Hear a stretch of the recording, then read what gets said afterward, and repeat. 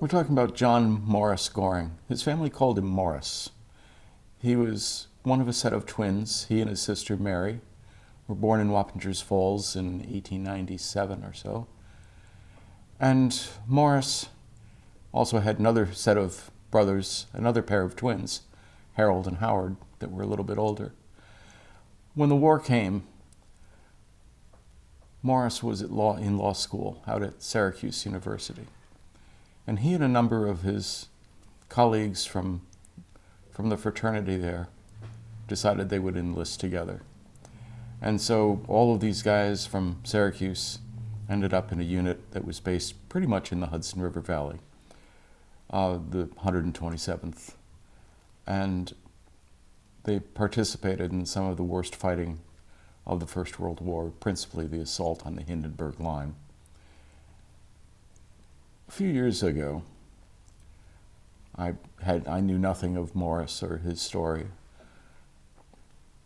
We decided to look up in the phone book and see if there were any other Gorings still living in the area. And lo and behold, there was one, Mary Goring. And we never knew her. We had had no contact with her. We didn't know anything more of the family. So on a whim, my mother and I made a phone call to Wappingers Falls, not knowing if we'd get anybody alive or dead or active or not. And here was this sweet old lady, in her 80s by then, and she had always carried the torch for her brother. In one of his letters, Morris referred to her as his better half. And you see that relationship, through what little documentation we have for him. Morris was killed during the war.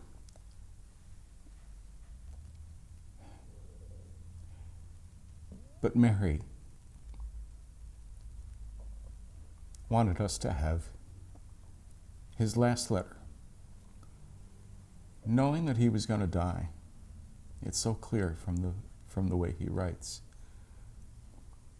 And this was his last letter, or one of his last letters home.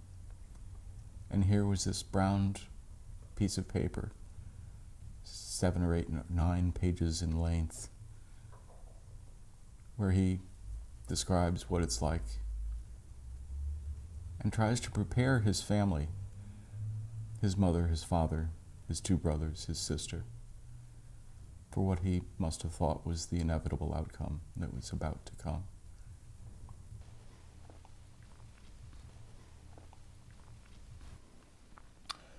Sunday, September 22nd, 1918. Dearest Mother, I haven't had time to write since I wrote to Mary, and even now must make this short, as it's nearly 8 and I'm writing by candlelight in Ben McGill's billet. We've had a pretty good time at this place since moving into the billets, though we have worked pretty hard, had lots of rain, and haven't had much time to ourselves. I don't like to put much of this stuff in a letter, as it seems as if anything happened, you might know before receiving this. It looks as though we have a little stunt to do before I'll get a chance to write again. If I should go west, as we say,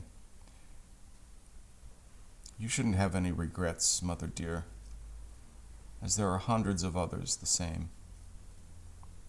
For the one who dies, it's easy. It is those left that we worry about. It isn't such an awful thing. Just a great experience, a change. We'll see each other again. That we are sure of. Millions, not only Christians, but all human beings. I've led a fairly good life. I've had a wonderful time, great opportunities, and a wonderful mother and family. You must understand, Mother, I don't want to worry you, but if anything did happen to me, I don't want you to feel bad, and you shouldn't. As good as you are, Mother dear, you must know that there is nothing to it, really. Nothing to feel sad about. If I should get picked off, I would die happy. We're sure it isn't the end, so why such an awful thing?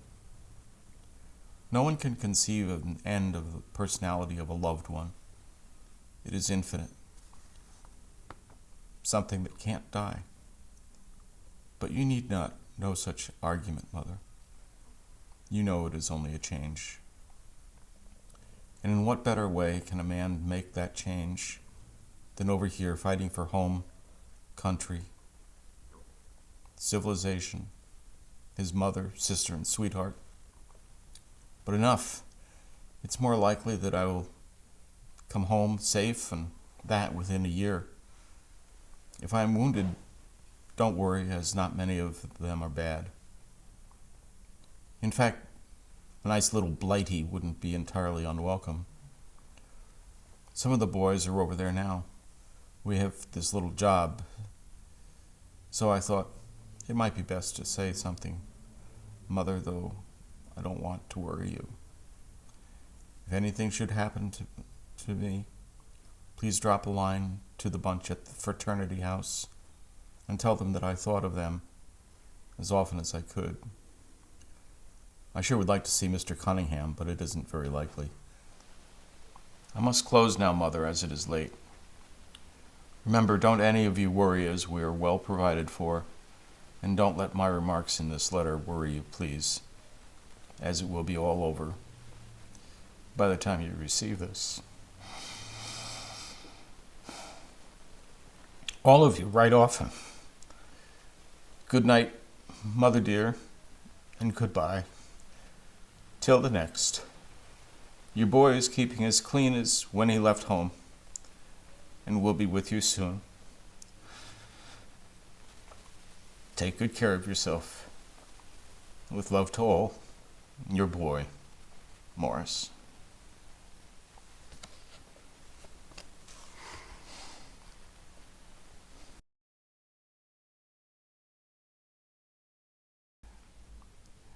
Various countries had different ways of dealing with their thousands upon thousands of dead.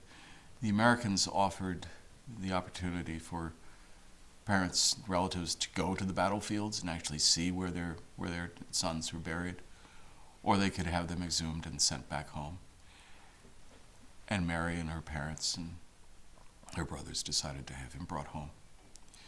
So it was 1921, big ceremony and huge floral displays and parades and remembrances of Morris, and welcoming home the other boys too. So Mary kept this letter and a few other, simple little letters, photograph, all her life. She never married. It was the end of their branch of the family. Mary never married, and no one could live up to being Morris. No one. And so she cherished these few little mementos and such, and probably would pull out the letter once in a while and read it once more.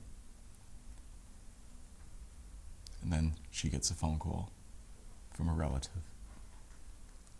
And I hope that she recognized that as a chance to see what we know about Morris brought forth into the oncoming years.